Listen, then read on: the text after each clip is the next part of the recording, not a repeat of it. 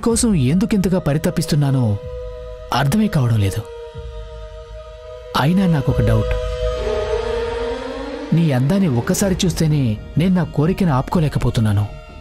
అలాంటిది నీ మీద సర్వ హక్కులు ఉన్న నీ భర్త త్రిదేవ్ నిన్ను ఇంతవరకు ముట్టుకోలేదంటే నాకు చాలా వింతగా ఉంది.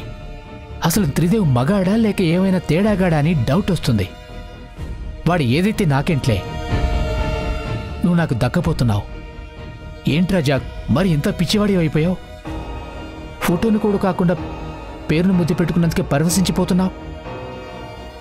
మరి ఇంత పర్వర్టెడ్గా తయారయ్యేంట్రా?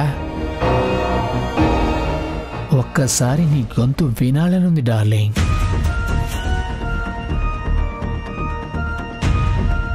నో, తనతో మాట్లాడినంత మాత్రాన నా మనసు కుదుట పడదు. వెళ్ళొకసారి డైరెక్ట్గా చూడాల్సిందే.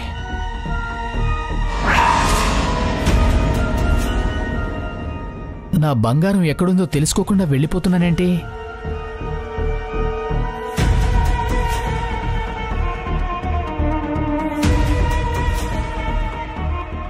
మిస్టర్ రాకేష్, ఒక నెంబర్ చెప్తాను, వెంటనే ట్రేస్ చేసి లొకేషన్ సెండ్ చేయి.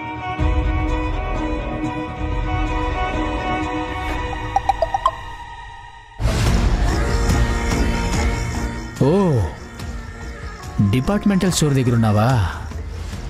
అక్కడేం చేస్తున్నావు బేబీ? షాపింగ్ చేస్తున్నావా? ఓకే, అక్కడే ఉండు, నేను వస్తున్నాను.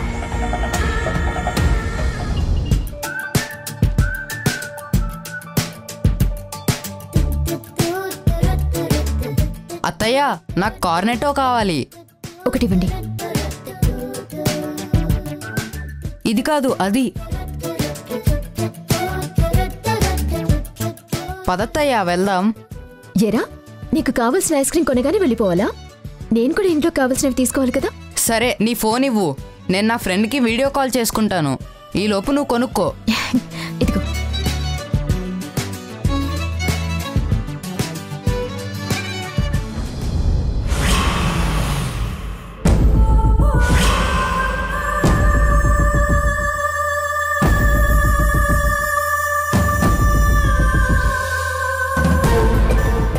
ఈ స్టోర్లోనే శ్రీవల్లి ఉంది, లోపలికి వెళ్ళి చూద్దాం.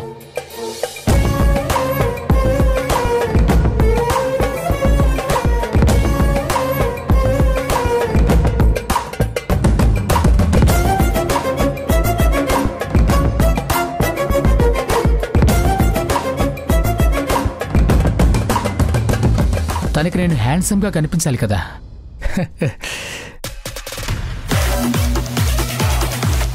హాయ్ శ్రీవల్లి గారు. ఏంటండి హాయ్ చెప్తే ఏం మాట్లాడట్లేదు? ఎవరండి మీరు? అదేంటండి అలా అన్నారు? మీరు నన్ను గుర్తుపట్టలేదా? నేను మీ హస్బెండ్ ఫ్రెండ్ జాక్ని. సారీ సార్, నేను మిమ్మల్ని ఇంతకు ముందు కలిసినట్టు కానీ మీరు నాకు పరిచయం ఉన్నట్టు కానీ నాకేం అనిపించట్లేదు. నేను మీ హస్బెండ్ త్రిదేవ్ ఫ్రెండ్ అండి. మొన్న మీ ఇంటికి కూడా వచ్చాను. అవునా? ఆ రోజు నేను మిమ్మల్ని అబ్జర్వ్ చేయలేదండి, గుర్తుపట్టినందుకు సారీ. దానికి సారీ ఎందుకండి? ఇంటికే వెళ్తున్నారు కదా, నేను డ్రాప్ చేస్తాను రండి. నేను మా ఇంటికి వెళ్ళట్లేదండి, మా అన్నయ్య వాళ్ళ ఇల్లు పక్కనే, అక్కడికి వెళ్తున్నాను. అవును, మా అత్తయ్య మాతో ఉంటుంది. మీరు ఏమనుకోనంటే మీకు ఒక విషయం చెప్తానండి. చెప్పండి. మీరు చాలా అందంగా ఉన్నారు. మీ విషయంలో మా త్రిదేవ్ గారి సెలక్షన్ సూపర్ అండి. కానీ వాడి విషయంలో మీ సెలక్షన్ రాంగ్ అండి. వాడు నా ఫ్రెండే అయినా ఉన్న విషయం మీకు చెప్పాలనిపించింది, చెప్పాను. నా సెలక్షన్ రాంగ్ అని నాకు తెలుసండి.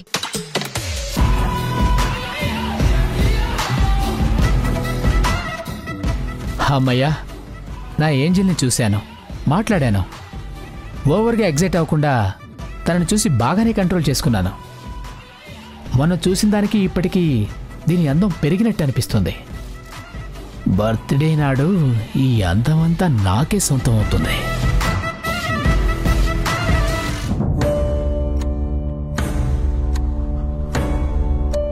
ఎంత చెప్పినా మా మాట నువ్వెందుకు అర్థం చేసుకోవట్లేదు శ్రీవల్లి? మీ నాన్నైనా నేనైనా నీకేం చెప్పినా నీ మంచి కోసమే కదా చెప్పేది.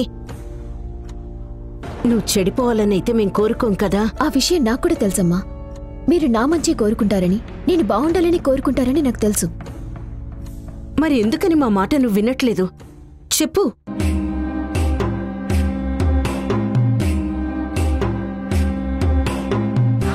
ఆవేశంలో తీసుకునే నిర్ణయాలు మన జీవితాన్ని అస్తవ్యస్తం చేస్తాయి శ్రీవల్లి. తర్వాత ఎంత పశ్చాత్తాపడ్డా చేసిన తప్పుని సరిదిద్దుకోలేవమ్మా. కాబట్టి అవకాశం ఉన్నప్పుడే నువ్వు పంపించిన లాయర్ నోటీస్ వెనక్కి తీసుకో. లేదమ్మా, నేను వెనక్కి తీసుకోను. శ్రీవల్లి,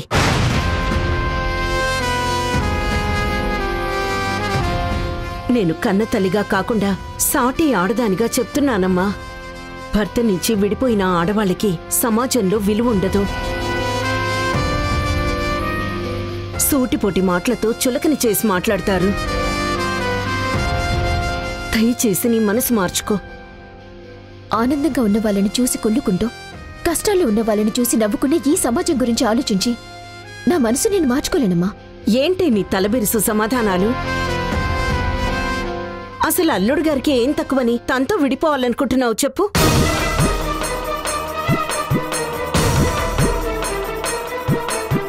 అందం లేదా, చదువు లేదా, తెలివితేటలు లేవా, ఐశ్వర్యం లేదా?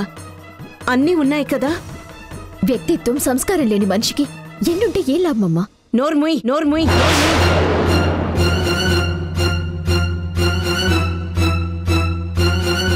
సంస్కారం లేనిది అతనికి కాదే, నీకు. అందుకే ఇంత మూర్ఖంగా మాట్లాడుతున్నావు. అతనికి వ్యక్తిత్వం ఉంది కాబట్టే నువ్వు డివోర్స్ నోటీస్ పంపాక కూడా తను నీ మీద కోపం తెచ్చుకోలేదు. తనకు తానే బాధపడుతున్నాడు. నిన్ను మాత్రం ఒక్క మాట కూడా అనలేదు. నిన్నే ప్రాణంగా ప్రేమిస్తూ నీ గురించే ఆలోచిస్తున్నాడు. అంత మంచి మనసున్న భర్తకి నువ్వు విడాకుల నోటీస్ ఎందుకు పంపావో మాకు అర్థం కావడం లేదు. మీరు నన్ను అర్థం చేసుకోవట్లేదు కాబట్టి నేను చేసేది కూడా మీకు అర్థం కావట్లేదు. మీ నాన్నగారు ఆల్రెడీ నీ మీద కోపంగా ఉన్నారు. ఇప్పుడు ఈ డివోర్స్ నోటీస్ పంపించాక ఆ కోపం ద్వేషంగా మారి నీ మీద విరక్తి పెంచుకున్నారు. ఇలా మాకిష్టం లేని పనులు చేసి మమ్మల్ని ఎందుకు అగౌరవపరుస్తావు? అమ్మా, తల్లిదండ్రులుగా నేను మిమ్మల్ని ఎప్పటికీ గౌరవిస్తాను. మీ గౌరవానికి ఎటువంటి భంగం కూడా కలగనివ్వను. నేను త్రిదేవి గురించి చెప్పిన మాటలు మీరు నమ్మట్లేదు. కల్పించుకుని చెప్పాను అంటున్నారు. కానీ అతను ఎలాంటి వాడో నాకు తెలుసు. అలాంటి వాడితో జీవితం పంచుకోవటానికి నా మనసు ఒప్పుకోదు. ఇది నా జీవితం కదమ్మా. మీరు నాతో జీవితాంతం కలిసి ఉండరు కదా. అందుకే నాకు నచ్చినట్టు నన్ను బతకనివ్వండి. డివోర్స్ విషయంలో నేను ఆల్రెడీ ఒక నిర్ణయం తీసుకున్నాను. నా నిర్ణయాన్ని ఇక నేను మార్చుకోను. అది ఫిక్స్.